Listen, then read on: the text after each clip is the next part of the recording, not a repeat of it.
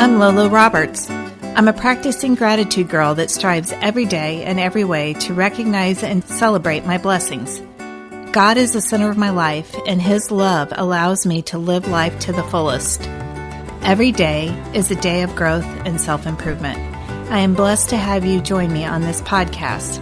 Love, peace, and gratitude.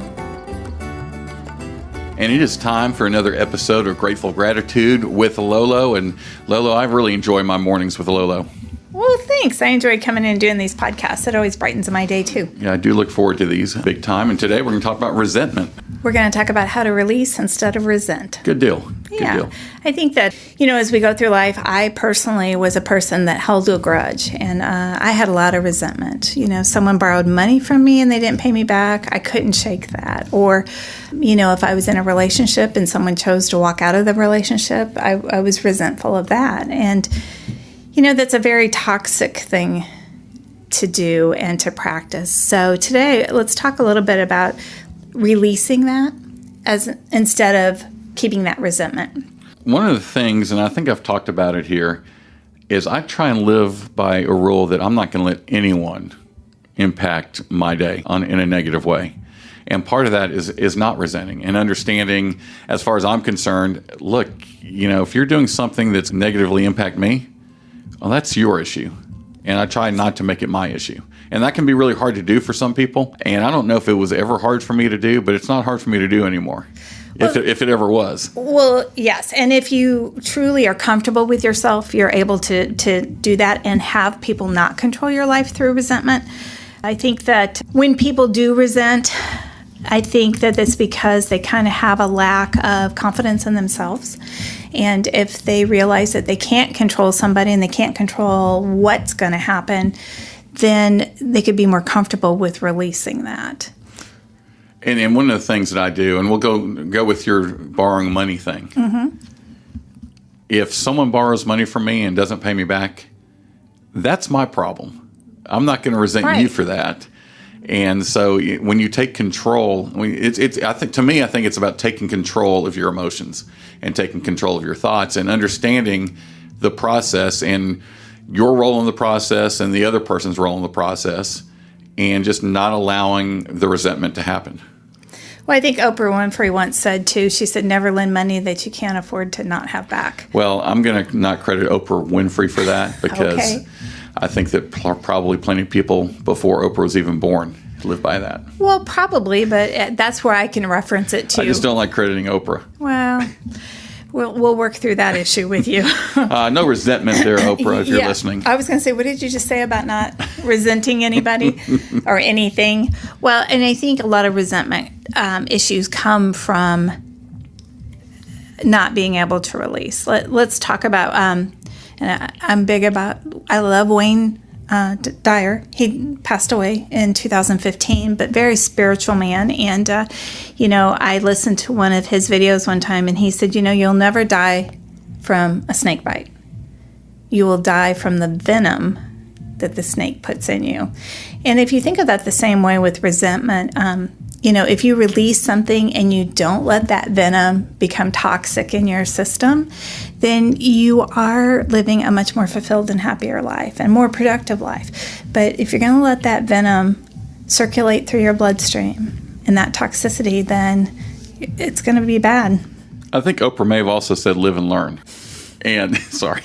and that's something also. Look, whenever there's a situation where there's an opportunity for you to resent someone or something, mm-hmm. There's always something you can learn from it and move on.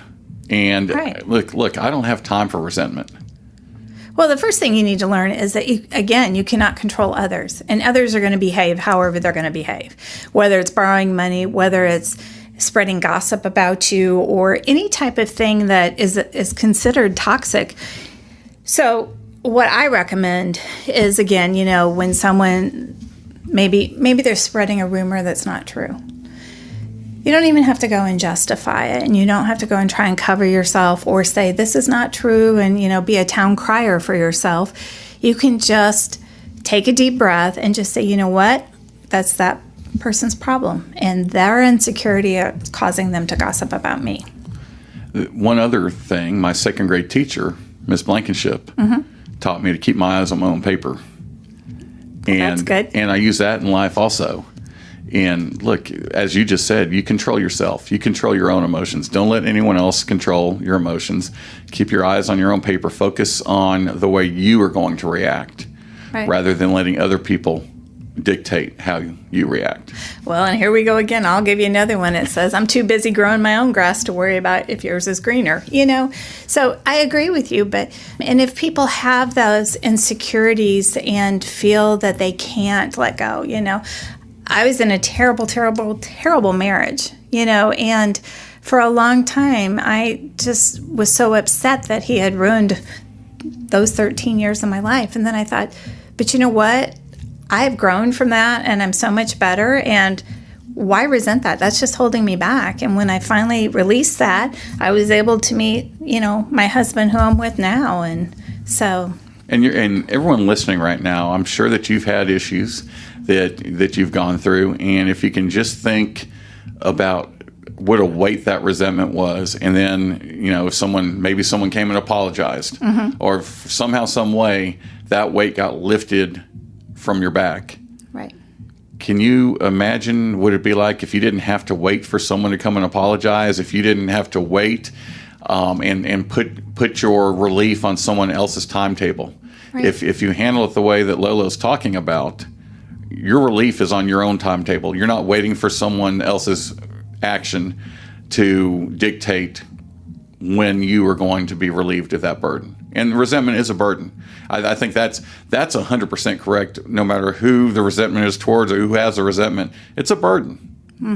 And you should try and free yourself from any burden that you don't need to have. Well, and we can talk about a very fresh wound for my family. This week, Ty and Lexi's car was stolen right out of their driveway. And there would have been an opportunity to resent those two guys that came in the middle of the night, in the middle of a storm even, broke in and took their car. But you know what? We can't control it. The car's gone. It is what it is. And you know what?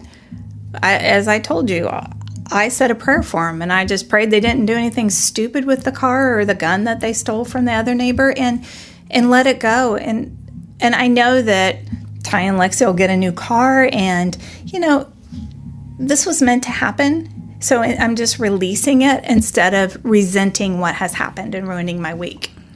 And that right there is a great example, because I understand the resentment and the opportunity there, but walk through it and tell me what good comes out of the resentment, because it's going to last as long as you want it to last. Yeah. You can be bitter about it as long as you want to be bitter about it, but it's not going to solve anything. It's not going to get your car back. It's not going to change the situation. Right. So go ahead and own it.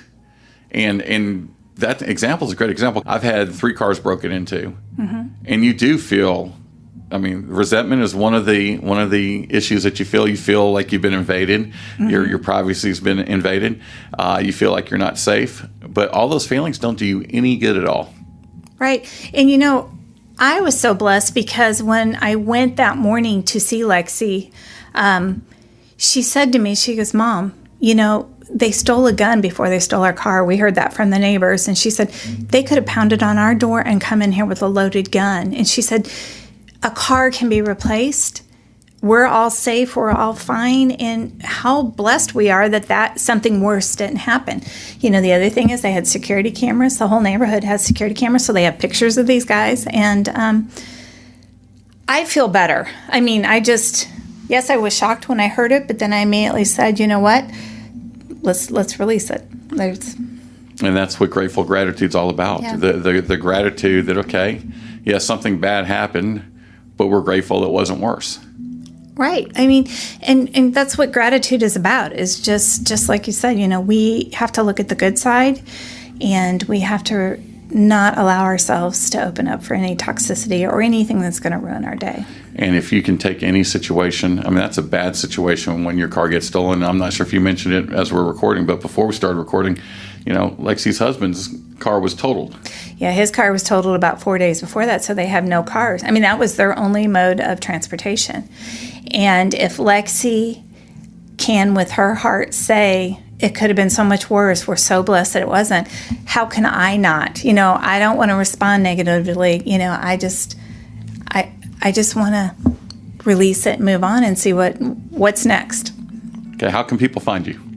We have a Facebook page, Grateful Gratitude. Of course, our podcast you found here, and we also have a blog that is gratefulgratitude.net. And if you found the podcast, we encourage you to share it with people in your life. Look, I think I'm a very grateful person, but I get so much out of talking to you. Oh, thank you. So, hey, share it with your friends, share it with your family, and let people know that there's something out there that's a positive listen and that they can get something out of. Thanks, Mark.